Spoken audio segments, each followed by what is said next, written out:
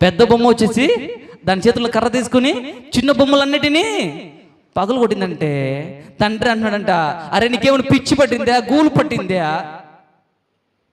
అయ్యట్ట కొట్టుకుంటాయిరా, అవి కదలలేవు, మాట్లాడుకోలేవు, వినలేవు, చూడలేవు, అవి ఎలాగా కొట్టుకుంటాయి అంటే, లేదు నాన్న అవి నిజంగా కొట్టుకుంటాయి. నేను చూసినంటే, ఒరే జిగట మన్ను తీసుకొచ్చింది నేను, తొక్కింది నీవు, నీరు పోసింది నేను, ప్రాణం లేని వాటిని తయారేసింది మనము, రంగులు పూసింది మనము, పెట్టింది మనము, వాటి ప్రాణం లేదు కదా, అవి ఎలాగా కొట్టుకున్నాయంటే కుమారుడు అడుగుతా ఉన్నాడంట, ప్రాణం లేని వాటిని మన చేతులతో తయారు చేసిన వాటిని, జిగట మన్ను తీసుకొచ్చి ఆకారాన్ని సృష్టించిన వాటిని ఎలాగ మనుషులను మోసం చేస్తున్నావు నాన్న దేవులని చెప్పిందంట అండి.